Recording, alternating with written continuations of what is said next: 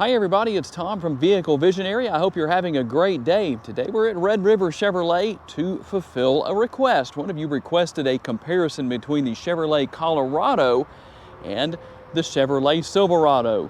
Just trying to make a decision on which truck may be best for you. LT for both. The Z71 package will be on the Silverado, but this is the best we could do as far as getting those trim levels close to being the same. So let's take a look at exactly what we have here. The Silverado was fully redesigned for the 2019 model year with some pretty good refresh taking place for the 2022 model year, especially to the interior. The Colorado fully redesigned for the 2023 model year. A lot of great changes where that is concerned. And obviously, well, a mid-sized truck here that still tows quite a bit. The numbers are impressive. But there are some differences between the two as far as available engine options. You have 4 engine options for the Silverado, starting with the 2.7 liter 4-cylinder. You have the 3-liter diesel, the 5.3 liter V8, and the 6.2 liter V8. Choose accordingly. And then with the Colorado, there's actually 1 engine option, but 2 different options as far as horsepower and torque numbers go. So you have the 2.7 liter 4-cylinder here, but don't let that deter you. Let me tell you about those numbers as we get to that point. So let's dig in and see how these trucks compare and how they differ. And one thing I know a lot of you like is to see the window sticker. So you can pause the video right here and take a look at the window sticker on this 23 Colorado if you would like to. Obviously, there are going to be some differences in price. I don't likely have to tell you why that is. And here's the window sticker for the Silverado. So again, you can just pause the video right here if you would like to see. Hopefully that gives you a good enough view. You can always take a screenshot and then zoom in on it within some kind of a program on your computer or even on your phone. If you just take a picture on your phone, it'd be even easier. But there you go in case you wanted to see that. And I think we've already shown it, but from this angle, obviously you can see that the Silverado is a little taller, obviously going to have a little more width to it, a little bit longer wheelbase, a little bit longer overall length, but we've hopefully shown that well in the video so far. So you can see the differences in the size of the trucks. You can also see the difference in the design of the front end. So with the Silverado, if you think bigger is better, well, that's basically what you have here. You have a larger turn signal indicator housing right here. Some of you know what that is, some of you don't, because some of you use your blinkers and some of you don't. So it's okay to laugh. But what's interesting here is that the headlight housing is actually smaller than it is over here on the Colorado. You can also see the different location with the turn signal housing here and the differences in the design of the grille. You really have your upper and your lower grilles, but you can kind of see the differences there between the two. The hoods are different, overall design and appearance, very different from one another, but that's a good thing because it sets things apart. For those of you who want that to be the case, you can see that the Colorado's hood honestly looks a little more aggressive in my personal opinion. Some of you might say something other than that. You might say, no, I think it doesn't look as aggressive as the Silverado's. Tell me what you think down in the comments section. And when it comes to the side view mirrors, the Silverado will have a little larger mirror. Gonna have the chrome mirror caps right here. And then with the Colorado, well, it really fits the size of the truck, but I do think it has a nice look to it. You can see what is here as far as the overall design goes. Same thing here with the Silverado. Again, a little bit larger, but it still works. Now, one thing that you will find that is basically identical on both, the door handles, if you're curious about that. Both also have passive entry, which is going to be that button right there. That means when you have the remote on your person, you can walk up and push that button to lock or unlock the interior. All 4 doors, that makes things easy. Now tell me what you think here about this. Should this Colorado logo be down here instead of up here? Something a little bit different. Now we don't actually have a Silverado logo on the doors in this particular case, One thing you'll also see is going to be the difference between the two as far as the size of the back seat goes. We'll hop inside and see how that really compares to one another in just a little bit, but you can see that this door is definitely smaller. And while it's the size of the truck that really does that, those are just things to keep in mind. And for those who are saying, Tom, show us a better side-by-side comparison. Well, here's what we have as far as the ultimate differences in size. You can really see the differences from this angle and obviously from this angle, just in case you were curious to see that for yourself. And we'll walk around to the rear of the trucks here. I still have the hazard lights on, so all the lights are blinking on both trucks, or the blinkers as well, but everything at one time. But you can see the difference from the rear as well as far as that goes. Now, one thing that is going to be different here will be the tailgate. Now, depending on the type of tailgate you get, well, you can buy the tailgate that will definitely have a lot more functionality to it than we have here with just the conventional style. And while it looks like that's what you have with the Colorado, that's not the case. In fact, you could actually measure things back here. You can see that you have the ruler right here. Basically, you're able to measure things. And then, let's see if I can do this one-handed. This area within the tailgate is actually sealed tight, basically watertight, airtight, whatever you want to call it. So you could actually put ice in there and ice down, well, whatever will fit. And then this is a drain plug. Those are kind of hard to get out, so I don't know that I can do that. There we go. That's your drain plug. So you can actually let all of the water run out right there. That's beneficial. And for those of you who are really in the know, I've been trying my best to find out what this area is for. Something screws down in there. That's a threaded area. Tell me what that is if you know. All right, let's talk a little bit about what's under the hood. Here with the Silverado, you do have 4 engine options. You do have the 2.7 liter turbocharged 4-cylinder that's under the hood of the Canyon, but you also have the 3 liter Duramax diesel. You have the 5.3 liter V8 that we have in this particular case, and the 6.2 liter V8. So horsepower and torque numbers for this particular model: 355 horsepower, 383 pounds-feet of torque, mated to a 10-speed automatic transmission. And for this particular model, just so you can know what's here, just for grins and giggles, MPGs, 16 city, 20 highway, 17 combined, and 5.9 gallons of gas is what Chevrolet says you should have per every 100 miles driven. Now, some of you probably corrected me earlier in the comments section, but don't worry, I made a mistake in saying there's 2 ratings. There's actually 3 ratings for horsepower and torque. Really 3 different numbers for torque, 2 different numbers for horsepower. Let's talk about what those are with this Colorado. The first option is just the base, the turbo. 237 horsepower, 259 pounds-feet of torque. But if that's not enough, you can go with the Turbo Plus. It makes 310 horsepower and 390 pounds-feet of torque. Or you can go with the Turbo High Output. Still 310 horsepower, but it goes up to 430 pounds-feet of torque.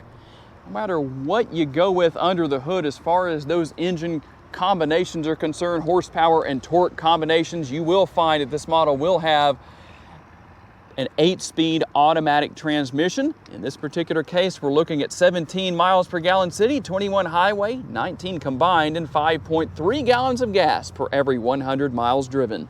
And what about towing and payload? Max towing is going to be 9,200, and when properly equipped, up to as much as 13,300 pounds on the Silverado. It can have a payload of up to 1,920 pounds.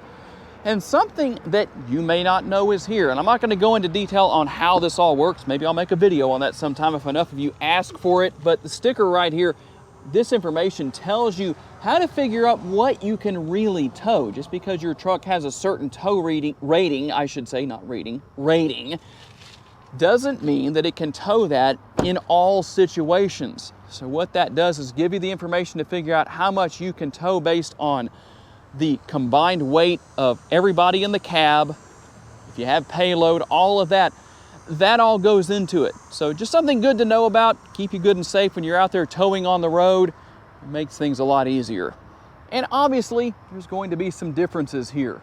1,310 up to 1,610. Still very impressive numbers here for the Colorado. The towing numbers are what impresses me most. This model can tow, when properly equipped, up to 7,700 pounds. That's very impressive for any mid-sized truck. And looking into the back seat of the Silverado, plenty of space, nice large door bin, and a nice large armrest. As far as cargo capacity goes, the seat cushions can be raised up on both sides to maximize that out. Not a problem. You have the rear seat pockets on the driver and passenger seats, as well as air conditioning vents. You have a couple of USB options and a power outlet right here. So some good options as far as connectivity goes.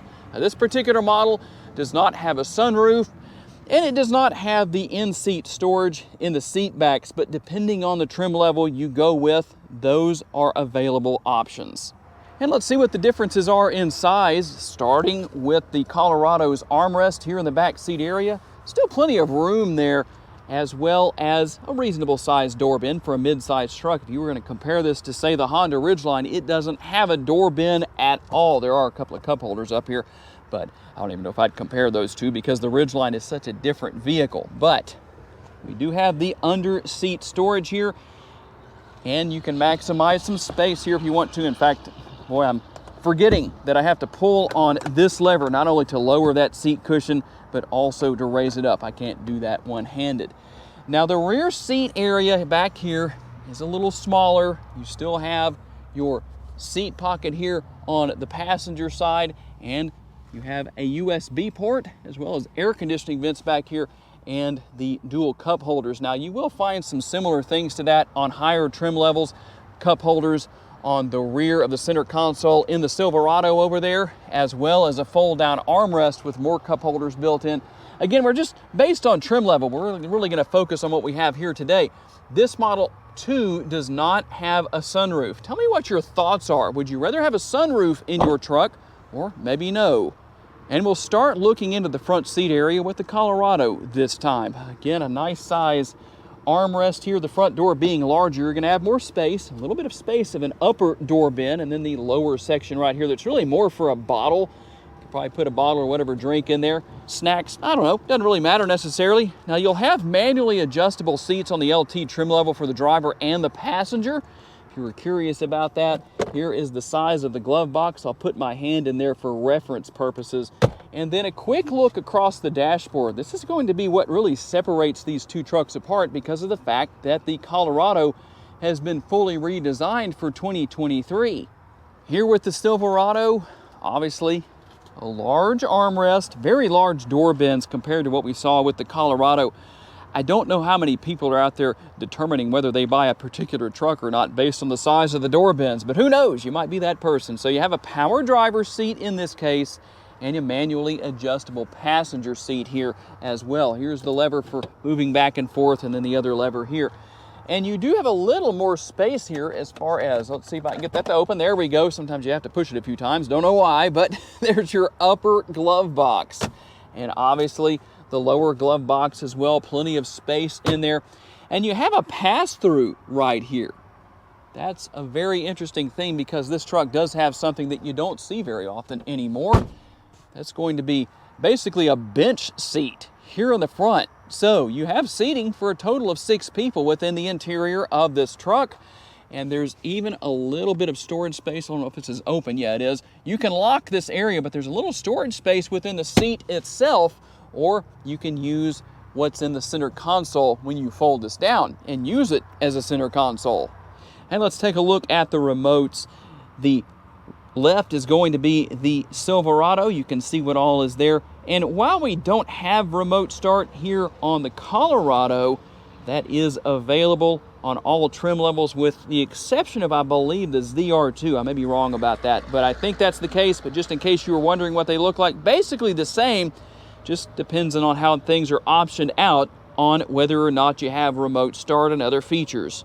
And here on the driver's side door, well, basically the same thing we saw on the passenger side with the exception of the controls for all of the windows and those power adjustable side view mirrors. Your mode selector is here. You can control the lighting around the truck here. You do have a tilt and telescopically adjustable steering wheel. And let's take a look at the graphics that come up when you hop into the truck on your screen. Animated graphics.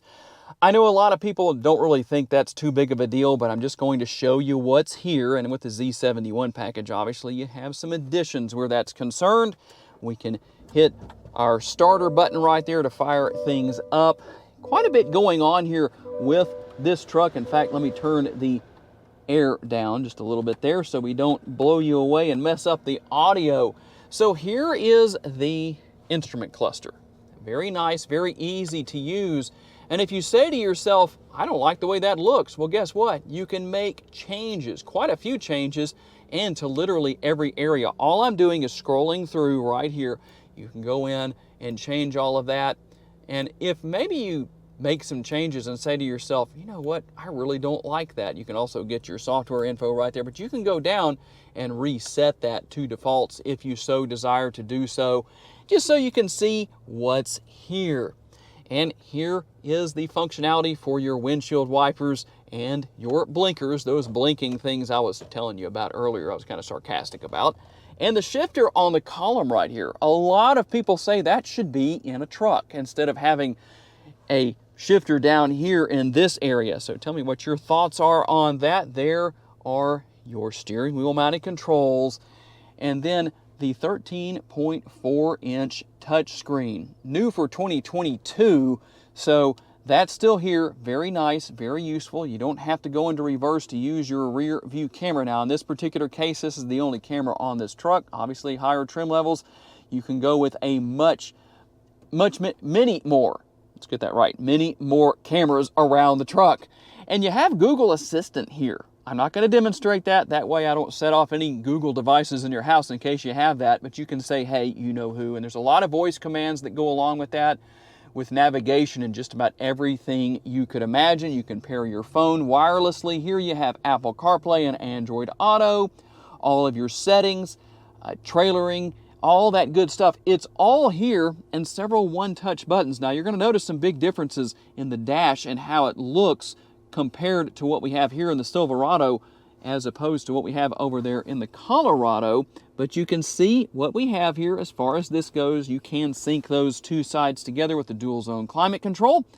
You will have even a couple more USB options. But I tell you what, I'm interested to see what you think about the differences between this and the Colorado.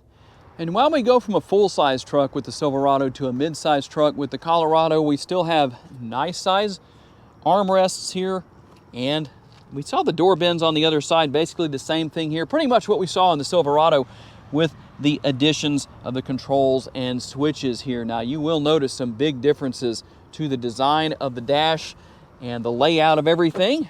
And we'll even hop inside here and show you the animated graphics for this truck. Just as nice. In case you were saying, I am one of those people who likes the animated graphics. Can I get those in the Colorado? Yes, you can. Push button start, once again, no surprises where that is concerned. But you can see what we have here as far as everything goes. We'll turn the fan speed down once more and show you what we have here as far as the dashboard goes. A nice layout, maybe a little more modern looking than that of the Silverado. You tell me what your thoughts are on that subject, because I am very curious to know as far as what you think. So we do have a lot of different, again, functionality and features we can go through here. A very nice look, that's for sure. Here's what the steering wheel looks like. Plenty of space here in the front seat. And here's what we have with our connectivity, the shifter. And here we're going to have the shifter here on the center console as opposed to up here on the steering column. What are your thoughts on that? Do you like it? Do you not? What do you think about that? And depending on what you want to do with your truck, obviously there are a lot of options here for four-wheel drive. If you want to trailer, you can do that. You've got all your different modes here basically as far as that goes. A little bit of gloss black, or we'll say shiny piano black finish here. So I don't know what people think about that, but just to kind of give it a little bit more of maybe an elegant look. I don't know. Tell me what you think. And here, obviously, we have more of a traditional style interior in the front seat. Seating for 5 instead of 6, but you can see what's here. Still a good bit of space within the center console. It isn't quite as big as what you have with the Chevrolet over there, especially if you don't have that center seat. But you can see that that is still a fairly deep center console with a lot of space within. And this is the 11.3-inch screen. Not as big, but still not small. Definitely larger than what we had with the previous generation of the Colorado. It looks very similar to what we had in the Silverado. Very nice, very modern looking. And we'll go into reverse and show you the backup camera. As you can see right there, you have your trajectory lines depending on what you need to do and what you need to see. You do have a view right there where you can hitch up to a trailer if you so desire to do so. That's nice. And again, a very simplistic system to use here. Very similar to that of what we saw in the Silverado. You can still go to your cameras right here. You can go into settings. You can do anything you need to do. You can pair your smartphone here. You do have Google Assistant once again.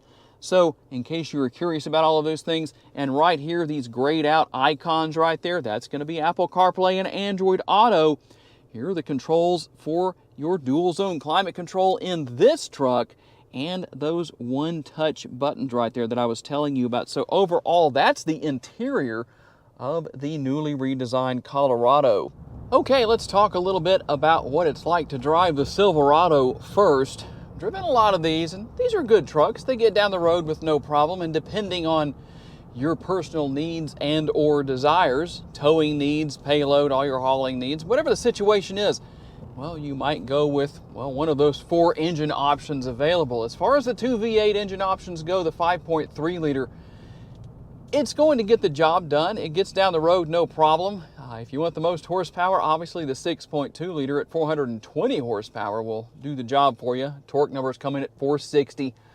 But overall, it's a nice truck to drive. It's a truck. It's not going to ride exactly like a Cadillac, but it's not as bad as what trucks used to be in the past. It seems to ride a little better than they used to, maybe a good bit better. But the one thing I must say here that I really like with these trucks is the fact that you have so much interior space, not only here in the front seat, but in the rear seating area as well. So whether it's the driver or the passengers, everybody has plenty of room, and that's a good thing. Good thing about having the crew cab area. Now, for those of you who maybe haven't had a new vehicle in quite a while, as far as the technology goes, and maybe you're saying, man, I'm afraid of that technology.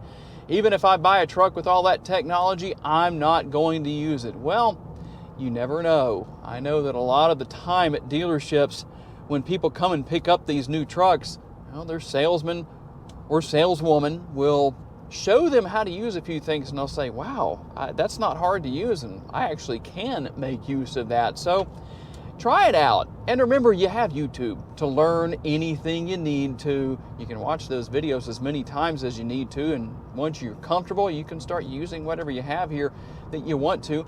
And obviously, there are some features and some functionality that on higher trim levels you're going to find that you won't find here. It just depends. Plenty of good acceleration here out of this 5.3 liter. When you need to accelerate, you can. The truck sounds good.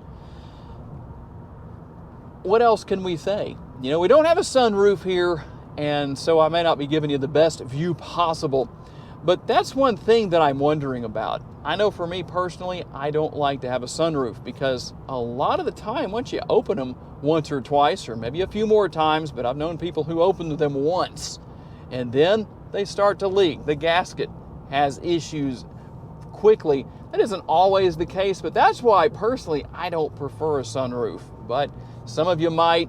Obviously, that is an option you can have on these trucks if you so desire. But overall, that is the driving experience of the Silverado. Now let's get out on the road with the Colorado and see what that's like. Okay, this is actually the first time I have actually driven one of these Colorados. And I didn't mention this earlier in case you were wondering, this is the Turbo Plus 2.7 liter under the hood. So if you were curious about that, well, there's the information you may have wanted. Make a few adjustments to the seat here and get nice and comfortable. But I'll tell you what, you have plenty of horsepower and plenty of torque here. This is going to be, let's go back and just recap a little bit. Turbo Plus, that means 310 horsepower, 390 pounds-feet of torque, made it to the 8-speed automatic transmission. This truck doesn't seem to have any trouble getting down the road and getting up to speed. I haven't really done too much with it, trying to be careful because it is a brand new truck, so we're not going to step on it too hard.